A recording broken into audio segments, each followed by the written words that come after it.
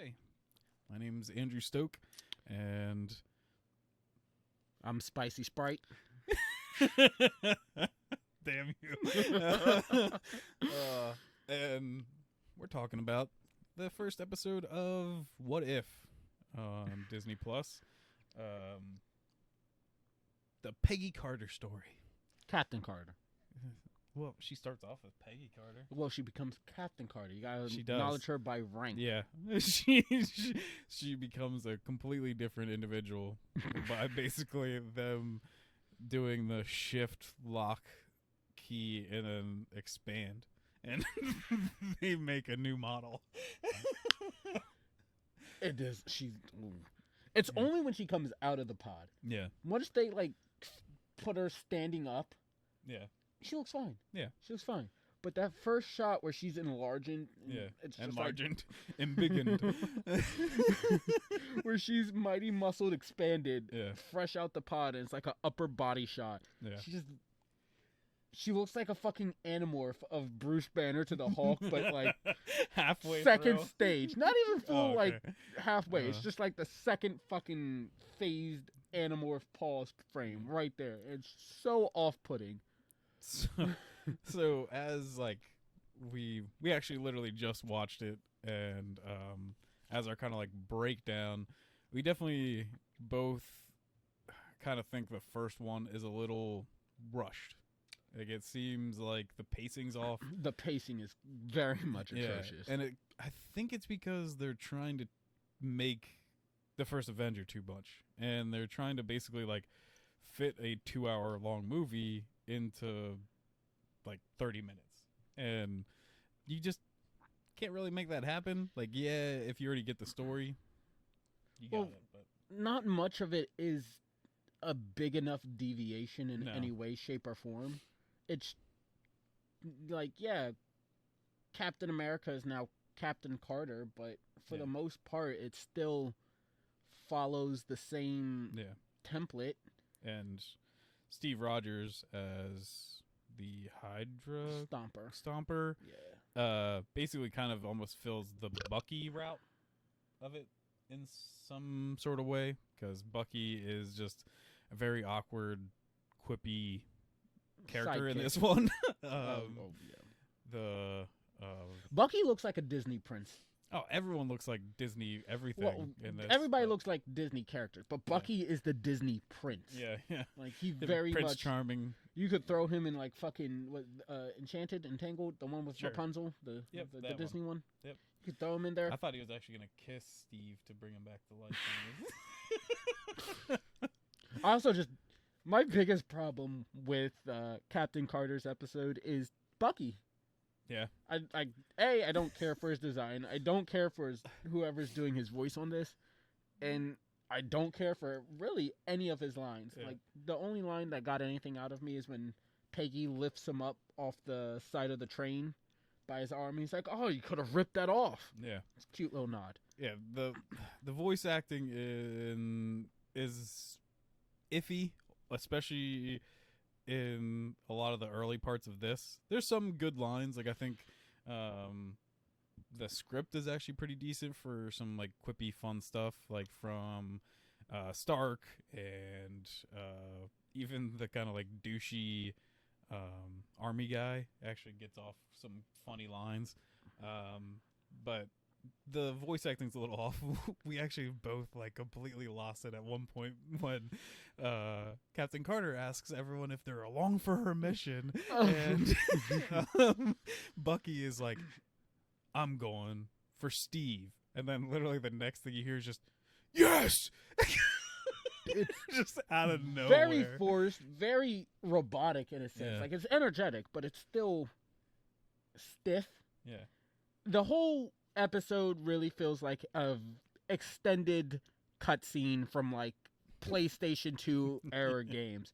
It feels like a fucking... Especially you nailed it with Kingdom Hearts PlayStation 2. Yeah, it feels like a Kingdom Hearts game just dipped in a Marvel coat of paint. Yeah. And it's just a long cutscene. Yeah, because the animation's not amazing. There's also grave inconsistencies in this.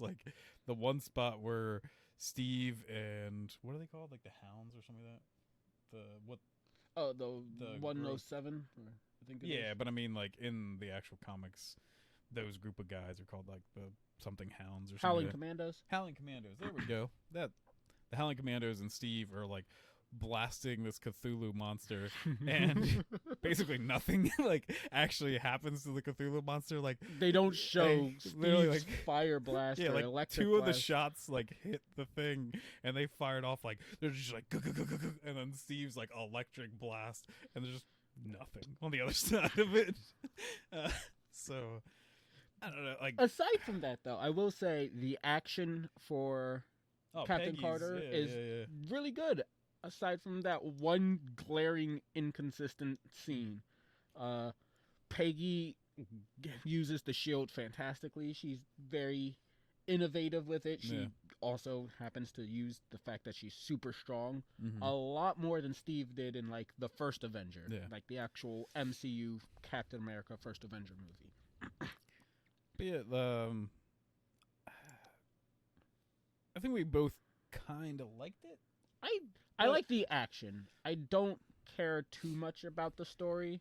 Yeah. It's basically just Captain America, the First Avenger, but with Peggy as Captain America. Well, they also rushed through it like super fast. Yeah. So all of the interesting things that you could explore inside of this what if is kind of thrown to the side, so you can just keep to this Captain America story. Well, and I kind of thought, just like you said while we were actually watching it, that I thought these were going to be more mature. Not like I don't need them to be like terribly mature, but I didn't know that they were going to be directed, like from what we can tell from actually watching it, directed so much towards kids. Except for the part where like Carter murders 7 Nazis. This is more than 7. She murders like 23. The one, she like just knocks them off their motorcycle, and like it's just with like I guess great luck that they just slide right into a fire. Like I was just like, oh my god, those guys just burn alive. Oh yeah, I mean, I get it. They're Nazis. Yeah, technically they're Hydras, and according to fucking apparently Carter, they're different. Yeah, according to Carter, Hydra and Nazis are different things. Yeah, you know, the Nazis made it into what was it, Norway? Like no, Hydra did. And like, aren't they the same people? Potato. Yeah, but there's a lot of death in it, so it's not. And it's not graphic. They're not showing blood, guts, or anything. Like literally, people get shot like right in front of you, and they're just like, yeah, they're clean. They're completely fine.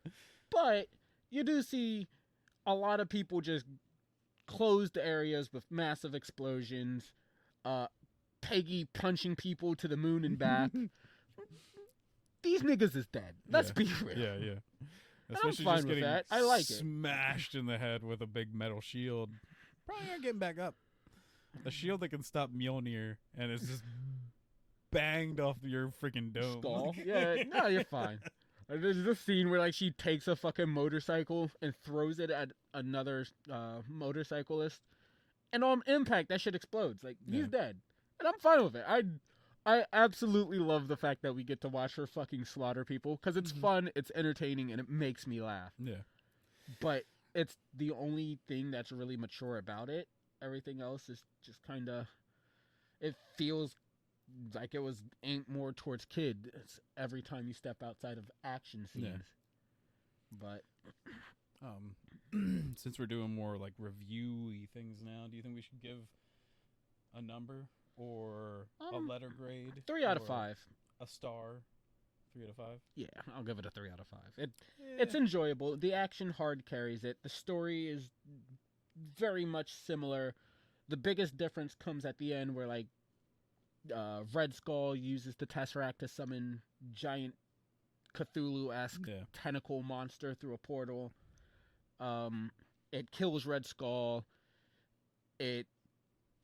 Straight up, that's probably the most violent part of this. Is when it like just balls up Red Skull and just crushes him, and you're just like, oh dang. It's pretty dark. Yeah. But even in Disney movies, they straight up like hang that dude from Tarzan. Yeah. But Scar gets torn apart by hyenas. Well, that's the Discovery Channel. That's natural. Yeah, That's yeah, okay. But it ends with Peggy pushing this tentacle monster back through the portal, but she has to sacrifice herself in the process so Howard can close the portal, and that universe is left with Steve still alive, presumably continuing on as Hydra Stomper. Yeah. Since the Tesseract's left there with them, and Peggy being transported to modern day America where she meets Nick Fury and Hawkeye. They inform her that the war ended 70 years ago, and that's where we leave off with Uatu the Watcher giving us a little rundown of the fact that this is now a new world, new universe. One decision changed everything like that. Yeah. Which, my only other, like, gripe then is as, like, the MCU now as, like, a whole. So you directed this kind of towards kids. So it seems to like to us. But the only reason this even kind of makes sense now that we can get multiverses is because of Loki. And Loki was for sure not meant for children. So it just seems odd to me. But yeah, I think a 3 out of 5 is a pretty good score. Yeah, it's worth a watch. It's like, fun it's to watch. Like, it's the action's great. There are good clips here and there. The story's a bit flimsy, but it has its perks.